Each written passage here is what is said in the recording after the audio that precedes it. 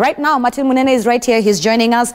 Martin, it's good to see you this morning. Could you give us an update within the farmers? The fact that the farmers are decrying low farm gate prices. Do we know the cause of this one? And number two, what are farmers saying? Do they have other options that they're trying to leak it into as well?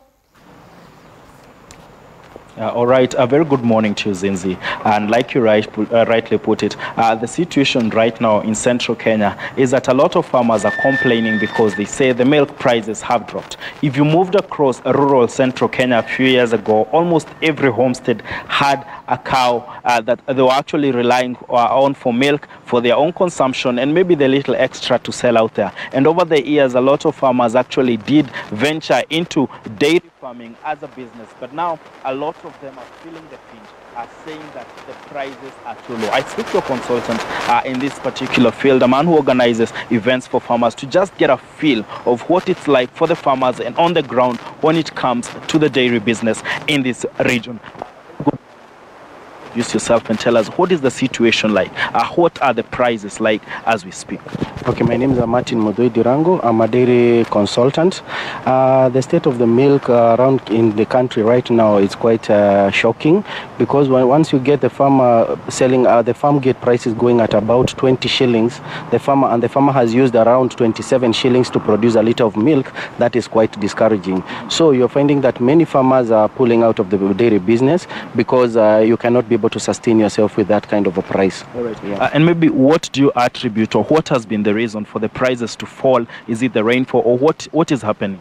Okay, first of all, there is an influx of a lot of milk coming from outside the country, and I think the government should do something about it, because the Kenyan milk produced in Kenya cannot be able to compete with milk coming from outside the country. Because once you find that milk coming from Uganda, it's going at about 25 shillings, the shop price, but the production of the same milk in Uganda, it goes down to about 10 shillings. But when you come to a Kenyan farmer, they have used around 27 shillings to produce the same liter. So the Kenyan farmer cannot be able to compete with the Ugandan farmer. So why does a Kenyan farmer have to spend 27 shillings to produce a liter of milk, yet his counterpart, for example, in Uganda spends 10 shillings? First and foremost, we check on the cost of production.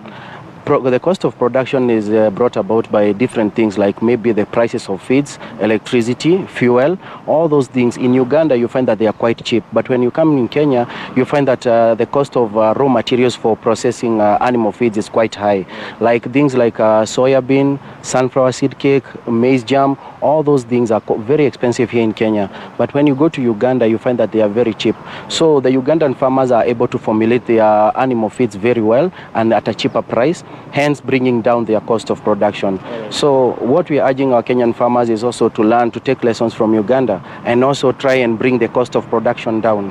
All right, as I let you go, what is the role of government? What can the government do finally to ensure that farmers in Kenya or central Kenya can compete effectively and they're benefiting from this venture? Actually, there is a body that regulates there is the Kenya Dairy Board. I think one thing that the Kenya Dairy Board should do is create an awareness and also urge Kenyans to, because the uptake of milk in the formal sector is quite low.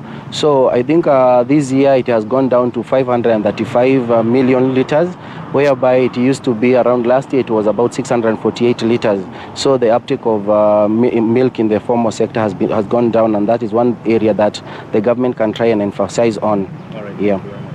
Martin there says that one of the things that the government can actually do is that ensure that even the formal sector does consume milk from farmers as opposed to other sources. And like he said, we've actually had a chance to not only speak to farmers but also speak to people who are actually in the manufacturing on the processing of milk.